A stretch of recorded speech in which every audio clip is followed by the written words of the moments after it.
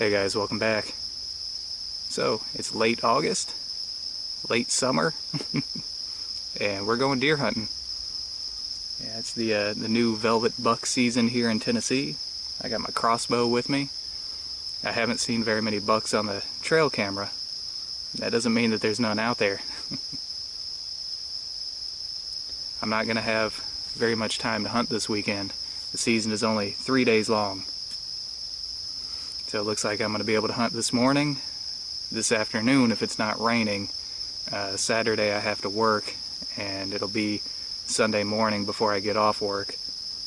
So the next chance that I'll have to hunt is Sunday afternoon. So the chances of success are pretty small, so probably the majority of this video is just going to be me talking about my plans for the later part of the deer season. But who knows, it could happen. So we have a limit of 2 bucks that we can get. They count towards our regular buck limit of 2 per year. The reason that they made this season is so that people would have a chance at getting a buck that's in velvet. And it's just before daylight, so we gotta head out. Stay tuned.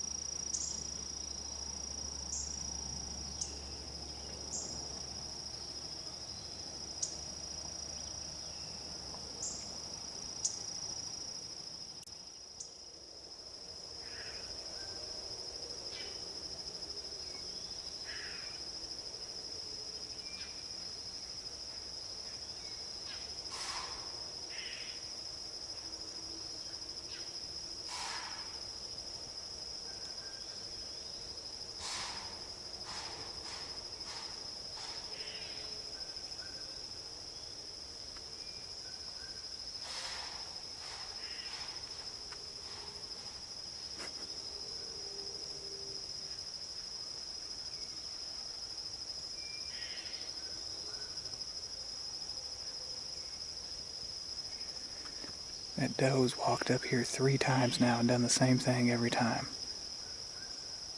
She can't see me, but she can smell me.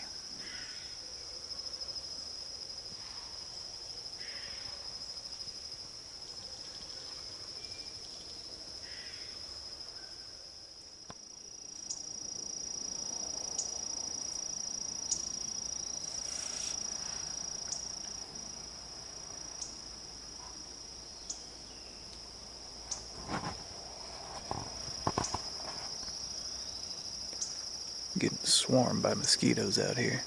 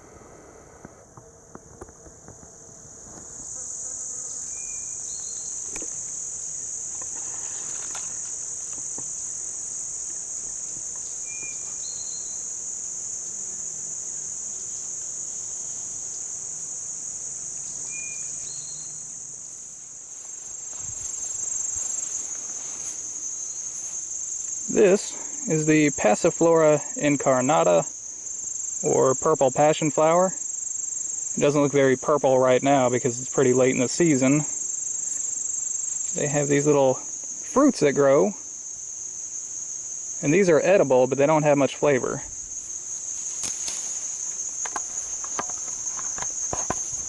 That was a pretty good morning hunt. I saw one doe. She could smell me, but she never actually spotted me. She knew something was up, so she eventually took off. She never got any closer than about 45 or 50 yards. Then whenever I was leaving, I saw two fawns out in the trail. They bedded down on the side of the trail. I bedded down right in the middle of the trail.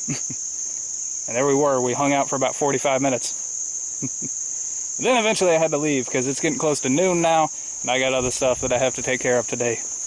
But really good start to the season. Alright, so I got some new things for this year that I think are going to make a big difference in our deer season. The first thing that I want to show you is actually a tree stand.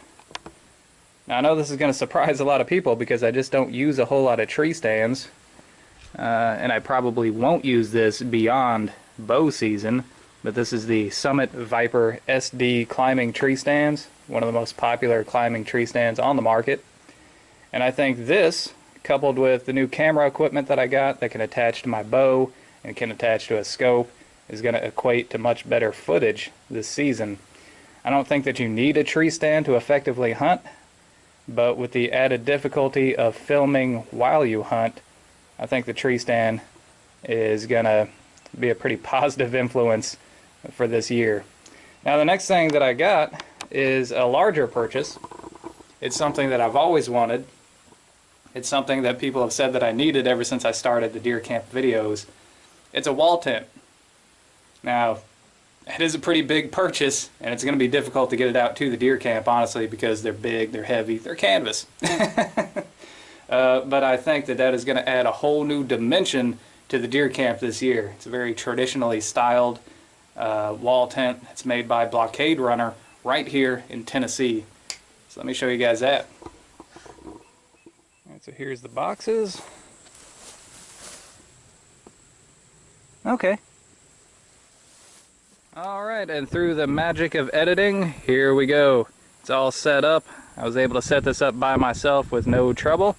Our dimensions here are 10 foot by 12 foot with a 3-foot wall and a peak center height of 6 foot 4 inches. We do have a stove jack here on the front door flap. Of course, you just untie this cover and then it exposes a 4-inch stove jack.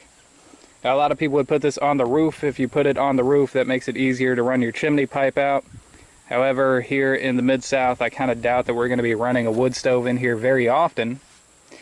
So it makes a little bit more sense to put it on the side, since there's less chance that you're going to have a leak right here. If you put it on the roof, that's just one more thing that could possibly leak.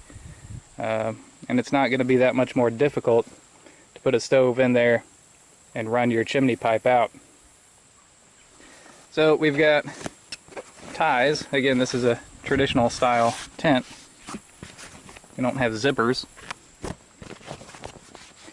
You've got a 6-inch overlap here, which helps with privacy and, you know, keeping wind and rain out. I'll take you around. Here, it's still got the tag on it. It's got the dimensions. I do have a sod cloth in there.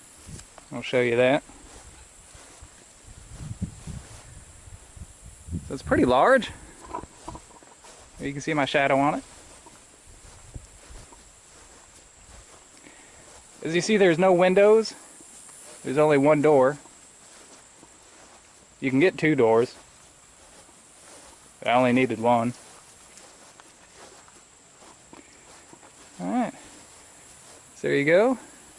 We do have some tie-out points here and here. For whenever you roll the door open, you can keep it open. So let's take a look inside. Alright, so now we are inside the tent, and the first thing that you notice, there is no floor, and that's okay. What we have in lieu of a floor is a sod cloth. That's this little band of material that's sewn in on the bottom of the tent. The original function of that is to throw sod on it, to bury it. That adds another layer of insulation and also stability to the tent. Now, if you have a lot of ground critters, as we do around here, ticks and chiggers and spiders, oh my gosh, look at the size of this spider over here. Look at that! That thing is huge! I'm scared. That's a smaller spider right here. Look at that. There's a smaller one. That thing is enormous. I forgot what I was saying. Oh yeah, if you have a lot of ground critters like that guy, you really want to have some kind of a floor. Or at least to get up off the ground and put a cot in here. Now where a wall tent really shines is you have this wall, which allows you to comfortably put a cot in here to get yourself up off the ground. With the sod cloth, you can get just a regular ground tarp and overlap it with the sod cloth, and it's almost as good, almost as secure as having a sewn in floor for your tent. Another thing you might want to think about is just having a ground cloth that you can pull back away from a stove. Here you see the inside of our stove jack here. That's what the inside of it looks like. So your stove would be positioned somewhere in this area near that giant spider. He's eyeballing me. Yeah, but you would probably just want that sitting on bare ground instead of on some type of canvas or plastic tarp. Now, through Blockade Runner, you can order a ground sheet, and it's made out of the same material as the tent and everything. It's about $100. If you're going to be reenacting or doing something else where you need something to be really traditional, that might be a good option for you. But for me, I don't have to be traditional, so I figured just a regular old blue hardware tarp would work just fine for me. So, we can see the poles here, which are nothing more than just a regular old 2x2, and then our ridge pole here is a 2x4. And since this is 12 feet long, to help with that, we have this cool thing here that you get if you order the startup kit. This is a piece of galvanized steel, galvanized so it don't rust, and this allows you to attach two 6-foot sections of 2x4 together instead of carrying one long 12-foot 2x4, which is going to be really hard to pack around a 12-foot 2x4. But yeah, that's a really big help. Alright, so let me turn the camera around. I'm 5'9", and as you see, I've got plenty of room here to stand up straight, which is really helpful, especially in the winter time. If you got heavy clothing on, you really want to be able to stand up to be able to get everything on in the morning. I got a little bit of room to move around in here comfortably. I mean, it is 10 foot by 12 foot. But there's not enough room for both me and that giant spider. That thing's about to meet its maker.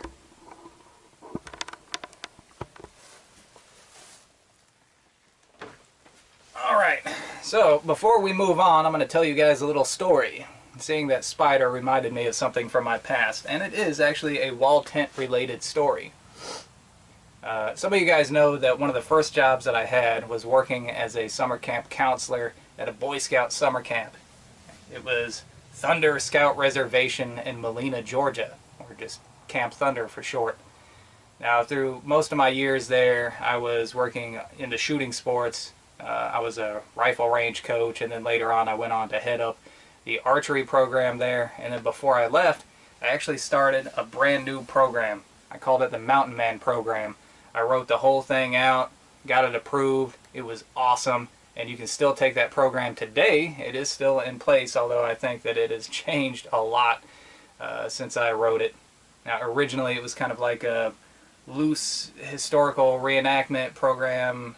I wanted something that was like a historical reenactment, but I wanted to be able to break character if it meant that we could help somebody understand what was going on, put things in language that people could understand. Because I saw that as being the biggest downfall of most historical reenactments. You know, when you take kids there the first time, you know, teenagers, they're really interested at first, but if there's something they don't understand, the reenactors, the cardinal rule is they can't break characters, so a lot of times they just can't put it in words that the kid would understand, and if they can't empathize with the characters, if they can't put themselves in those shoes, then eventually they just tune out. So the idea of being able to break character added to the experience. It didn't take anything away from it.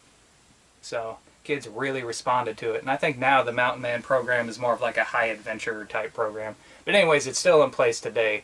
Me and a guy by the name of Chris Dunn were the first instructors. Chris went on to being a school teacher. He's still a school teacher in Georgia. So that's pretty cool. But we stayed in a wall tent, much like this. It was a white canvas wall tent, although it was larger. It was taller, anyway. It had taller walls, and it was set up on a platform. But if you can imagine being in Georgia, all the creepy crawlies there during the summertime, it was pretty intense. There were spiders, there were ticks like you wouldn't believe, scorpions. Yeah, there were scorpions there. Snakes all over the place. Normally it wasn't too big of a problem, but one night I was sleeping and a spider bit me on my bicep. I was sleeping, had my arms kind of back like this. Something crawled up and bit me right there on the bicep, kind of on the underside of your arm there. And I didn't realize it. But I woke up, I had this big red welt right there, and it itched. And it started getting more and more red, and the red was spreading.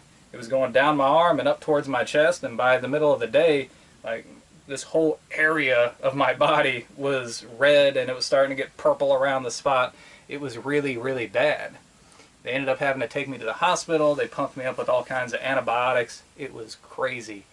And I wasn't the only one that happened to. So that's why I'm really cautious nowadays about spiders and sleeping conditions because they will mess you up.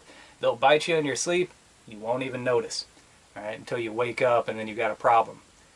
So anyways, that's my little story and a word of caution about using a tent with no floor. So there you go.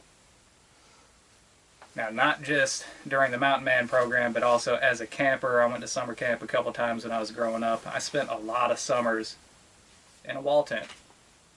Most of the time smaller than this one. I think the average scout style wall tent was something like 9 foot by 8 foot and about a 7-foot roof with 4-foot walls.